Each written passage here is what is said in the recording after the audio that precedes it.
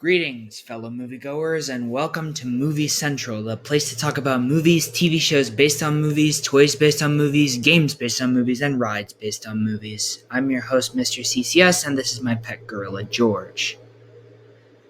I don't really know how to segue into this one, but I guess I could discuss the history of the crisis events within the DC Comics continuity. The first of these massive world-ending multiverse threats was Crisis on Infinite Earths, which not only massively rebooted the entire DC Comics continuity, but also killed off both Barry Allen, meaning Wally West was the main universe Flash, and Supergirl, which led to the iconic image of Superman in tears carrying her lifeless body. Of course, Crisis on Infinite Earths was not the only crisis DC had, as there were also Infinite Crisis and Final Crisis, both of which were not as popular nor as well received as Crisis on Infinite Earths. Fast forward to the 2010 decade, and there were several ideas to which a universe-ending threat could be considered a cinematic outing. The DCEU had the nightmare future, something that Zack Snyder would have fleshed out in his Justice League sequels, but that's a discussion I can save for the finale. And the Marvel Cinematic Universe had the two-part crossover finale of Avengers Infinity War and Avengers Endgame. These films utilized a great Marvel Nexus event and created, in my eyes, the greatest finale to any cinematic universe. Too bad they're dragging it out with two films that nobody asked for. Anyways. While DC was struggling with their live-action film universe, they did have two other interconnected universes that did have well-received finales. The CW had their version of Crisis on Infinite Earths. I never saw that, so you should let me know how it is. And the DC animated movie universe had their own finale, which essentially took Snyder's vision and put it on the small screen in an animated movie during 2020. Now, come 2024, we will have an animated adaptation of Crisis on Infinite Earths, which, if my assumption is correct, they have been working on for quite some time. So maybe that means that this was one of the final roles Kevin Conroy recorded as Batman, but a guy can dream. However, before that, the animated film with the biggest scale from DC comes in the form of the previously mentioned finale to the DCAMU. While it may not be DC's best animated film, there are several others that could have that reputation. This is the best in regards to the DC animated movie universe continuity, aside from the Flashpoint paradox. But how? It's time to find out today. This is the finale to the DC animated movie universe, Justice League Dark: Apokolips War.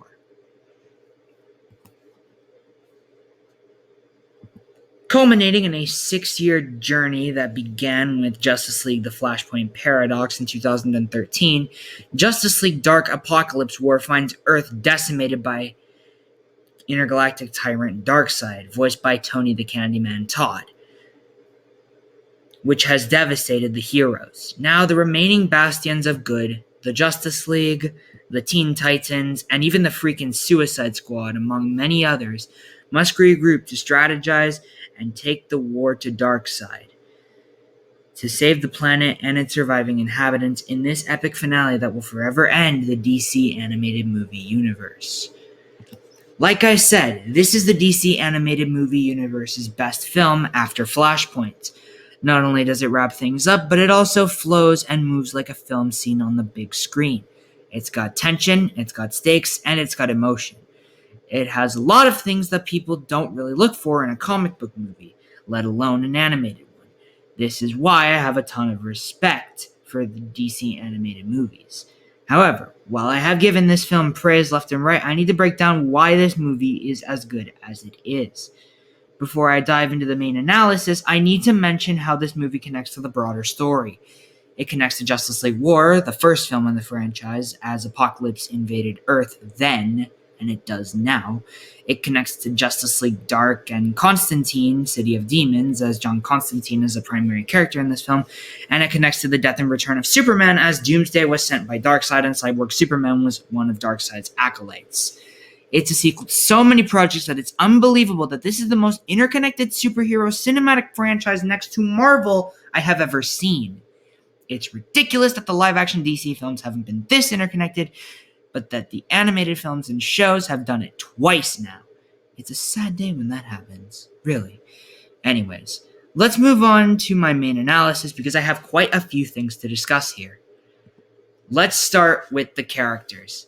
I don't know how you could have this cohesive of a movie with this many characters. I mean, this is an all-star lineup. You have a ton of characters that make appearances here, some of which are just to be murdered violently, which I'll get to, but I want to just name a list of characters that have non-speaking roles that appear here before I discuss the main characters. A ton of Justice League members occur, pretty much every single one from this continuity. Hal Jordan's Green Lantern, Aquaman, Mera, Hawkman, Steel, and Martian Manhunter. Several Green Lantern Corps members make fun little cameos here too. Kilowog and a few others, as you can probably see. The Teen Titans have cameos as well. Nightwing, Starfire, Speedy, Bumblebee, Beast Boy, Blue Beetle, Wonder Girl, Superboy, and Kid Flash, just to name a few. The Bat family, meaning Batwoman and Batgirl, and I think Batwing has an appearance in here as well, if I'm not mistaken, make their presence known. And of course, we have the Suicide Squad with members Cheetah, Black Manta, and Bane. These are all the characters that make small or significant appearances, but don't have dialogue. And what happens to them next is kind of terrifying. Mera, Hawkman, Starfire, and Martian Manhunter turn into Darkseid's cyborg servants. The Titans, Green Lantern Corps, and several Justice League members are killed off, and the Suicide Squad carry out a pretty brutal assault, which leads to all of their deaths. As far as characters that have minor impact on the plot, Lady Shiva makes an appearance and is killed. Swamp Thing makes a brief appearance. John Stewart's Green Lantern makes a brief appearance, and Shazam makes a brief appearance. Now, we must talk about the other minor characters that don't steal the show but have dialogue. The Suicide Squad trio does steal the show. Harley Quinn is probably the best she's ever been in at her modern adaptations, because I actually kind of like that she's leading the squad this time around. Captain Boomerang and King Shark make for a really funny duo, mainly Shark with his constant repeated line, "King Shark is a shark." It's also said that Amanda Waller died of cancer off screen, so that's there, I guess. Etrigan being depressed without Jason Blood was hilarious and also quite sad. Zatanna had a small yet significant role where she helped push John's arc forward. Wonder Woman is the leader of Darkseid's cyborg army, and it's really sad to see her in this broken and manipulated state, but I feel like this is the only thing you could do with her after what you did to her in Bloodlines. I'm sorry, I know that came out of nowhere, but I just wanted to roast Bloodlines one more time. Cyborg and the Flash being the power sources for Darkseid's weaponry was also heartbreaking to see, as these two are very powerful and their power is being utilized for all the wrong reasons. Lex Luthor being the Earth's ambassador for Darkseid was fitting, and it was cool to see him fighting alongside the Justice League as well. And finally, Lois Lane getting in on the action was obviously a ton of fun to see. Her death was heartbreaking because you can really feel Clark's affection for her, and the pain she has to express while he has to feel watching her die. Now, we finally get to the main group that the movie follows, before we talk about the main villain. First, let's start with Constantine. The John Constantine we see in this movie is an older, broken, and washed-up man. One that has lost everything he knew and loved. His team, his wife, his home, the only thing he's ever loved. The only thing he is now is a washed-up old Etrigan as his friend. And even he isn't the best company. John's arc is all about redemption. He could never forgive himself for not saving his wife, but this journey that he goes on makes him realize his purpose. And at the end of the movie, the first thought that came to my mind was, damn, what a hero. That's because he was done really well and had a definitive journey. As far as the two young leads go, we have Raven and Robin.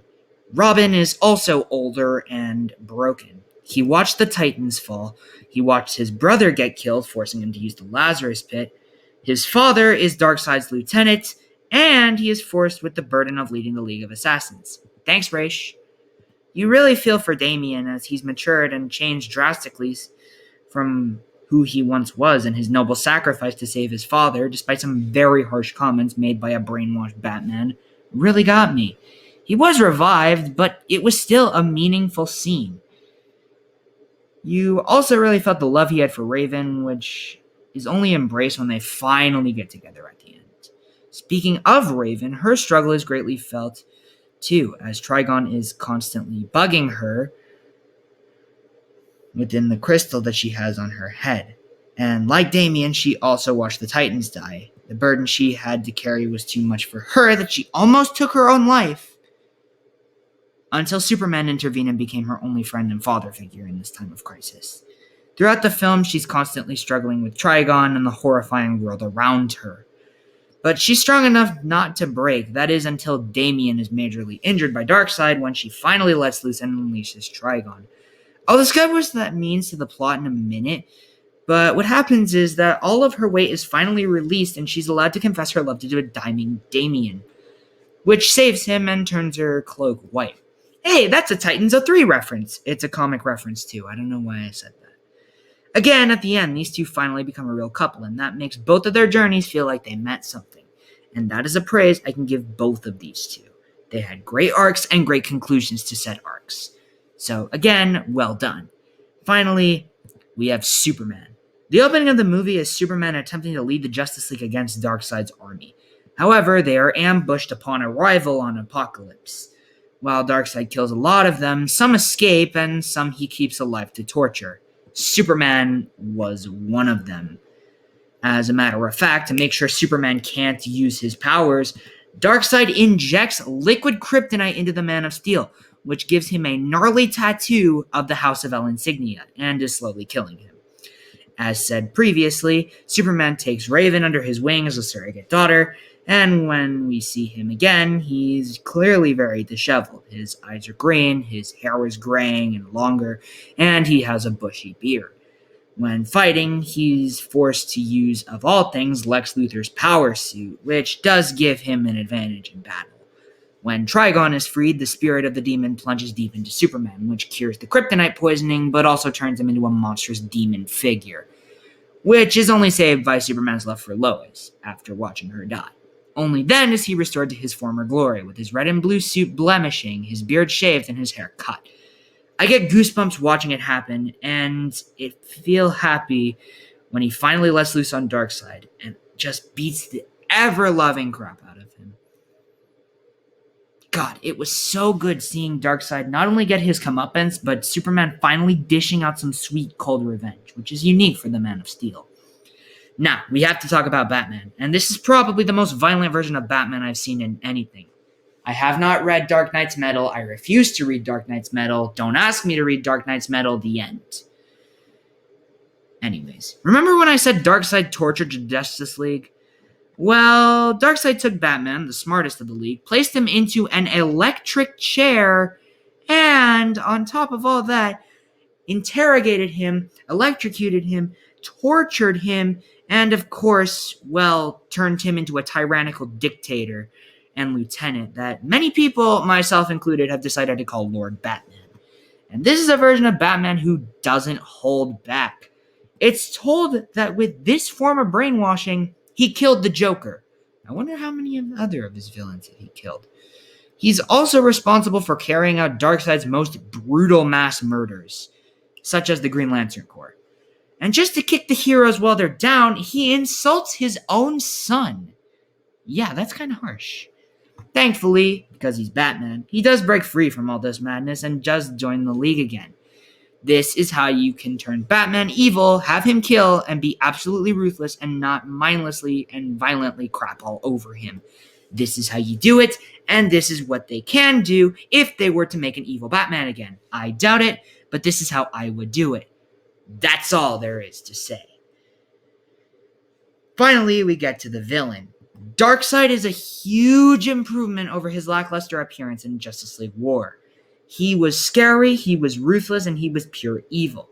This is a being who tortured, killed, and mind-warped several heroes, and you just want to see this bastard die. This is the sign of a great villain, where you are rooting for him to fall. And how does Darkseid fall? Well, Trigon, Master of the Dark, and conqueror of countless worlds. Yeah. Trigon gets his time to shine, and this is the time where he takes Darkseid out. If you really want to know who would win between a battle of the old and the new gods, you have your answer right here. This movie made me appreciate both of these characters as villains and as characters a lot more than I previously did. And it gave us some of the best villains in this entire continuity. So, yeah, that was a lot of characters. But I wanted to mention all of them because I felt like it. It's a big movie, truly, and there's nothing that can change that. All the characters serve their purpose, and they make for one hell of a show. As far as the animation goes, this is the best looking it has ever been. It looks perfect. It's grimy, dirty, and all around very grim, and that's the tone this movie needed to have and needed to make us feel. Finally, we come to the violence and action, and holy crap, this is a movie that is violent as hell. This movie deserves its R rating, and boy does it pay off. I have to censor some of these, but people are shot, stabbed, ripped apart and eaten, blown to bits. I mean, if you name it, this movie probably has it. It's a grim movie, and it's more violent than a lot of live-action films I've seen. And as far as the action scenes go, my favorites come in the form of the Suicide Squad's heist, the Battle of Apokolips, as well as Superman, and Trigon for that matter, versus Darkseid. Now, before I give my final verdict, I must talk about the ending.